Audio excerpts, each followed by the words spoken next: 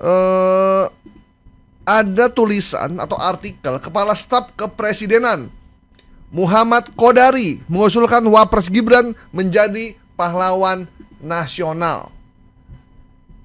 Pahlawan nasional itu urus meninggal dulu. Atau nggak perlu ya? Iya, harus meninggal. Harus meninggal dulu kan? Meninggal kan, Bang? Iya. Ini belum meninggal, masih aktif udah jadi pahlawan nasional. Tapi masalahnya orang masih percaya dengan itu, gitu.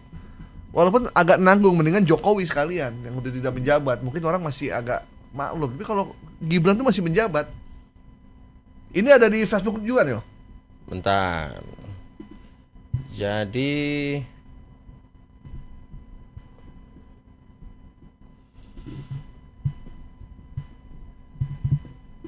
si lelet dia. Di Facebook juga sama. Di sini dijelaskan bahwasannya sebuah akun Facebook 29 Oktober kemarin menjelaskan ada narasi Muhammad Qadari, bukan Qodari, Qadari. Tulisannya Qadari ya? Qadari usulkan Gibran jadi pahlawan nasional. Jasanya sudah banyak buat bangsa dan negar, melebihi Soekarno dan Soeharto. Akun ini menambahkan narasi, tolong jangan dihujat ya.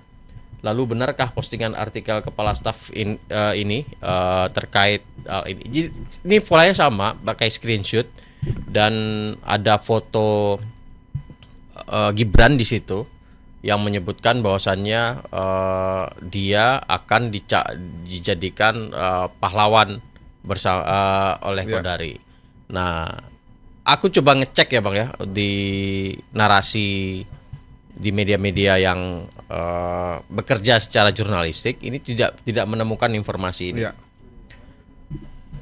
Walaupun kita udah bisa mengira bahwa ini tidak mungkin, tapi tetap kita mesti cek ya. Siapa tahu ada yang mengatakan itu, gitu.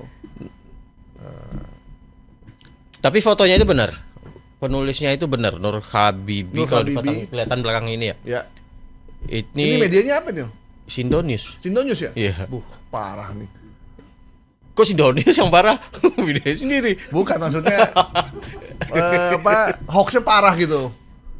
Tapi kalimatnya bukan gini kan? Bukan, kalimat aslinya ini adalah hari ini sidang gugatan ijazah SMA Gibran di PN Jakarta Pusat 27 Oktober 2025 pukul 7.29 WIB. Penulisnya Nur Habibi. Benar, cuman judulnya diganti.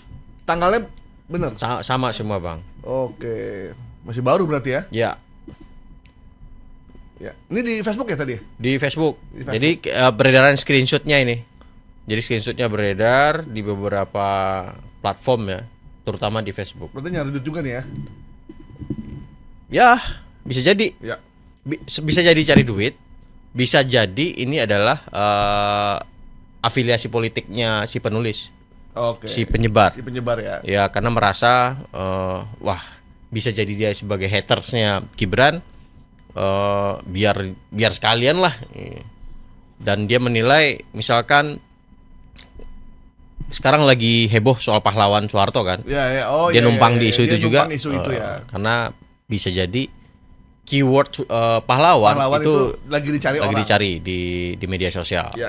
Nah, dia masuk dari situ juga bisa. Nah, artinya dia mencari klik, mencari view dari konten yang dibikin. Ya, memang lagi ramai usulan mantan Presiden Soeharto, Presiden Orde Baru diusulkan untuk menjadi pahlawan nasional ya.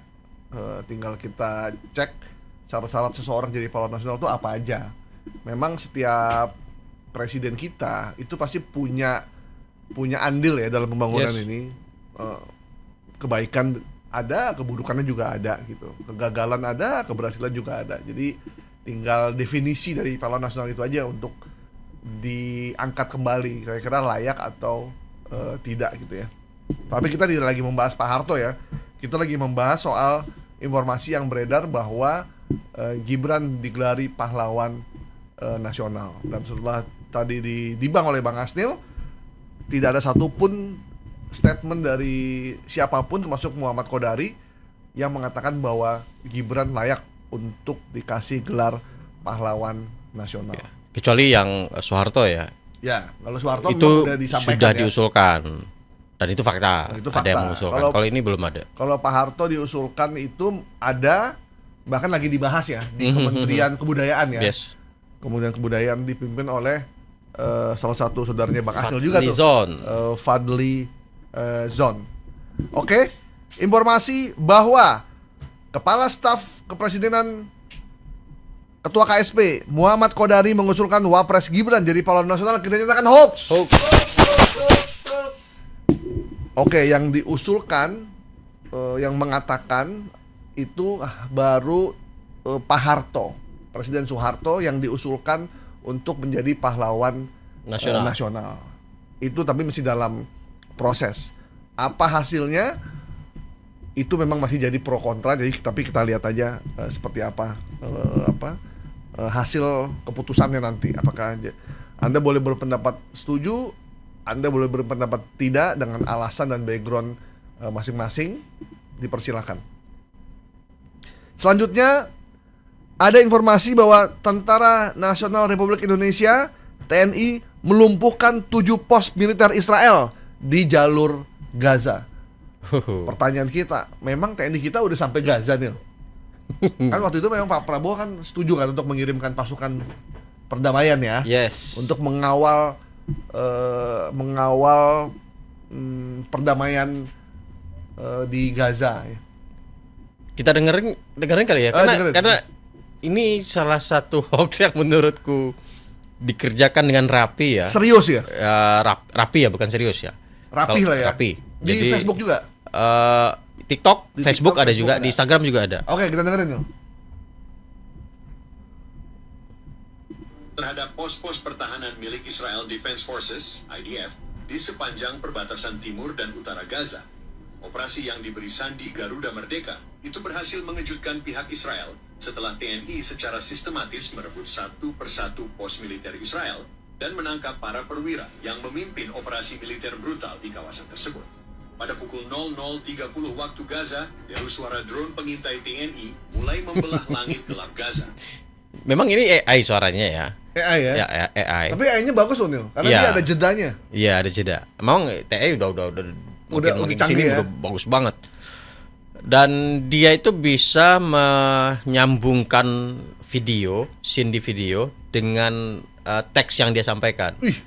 Jadi ada yang ditangkap gitu ya. Memang videonya ada yang ditangkap gitu ya. Tapi yang ditangkap siapa? Yang tangkap siapa? Iya. Beda lagi gitu. Lama-lama ntar ada AI yang dia ngomong tentara Indonesia menangkap tentara Israel. Nanti udah ada tuh, Nil. Iya. Nah, ini dia kemudian narasinya adalah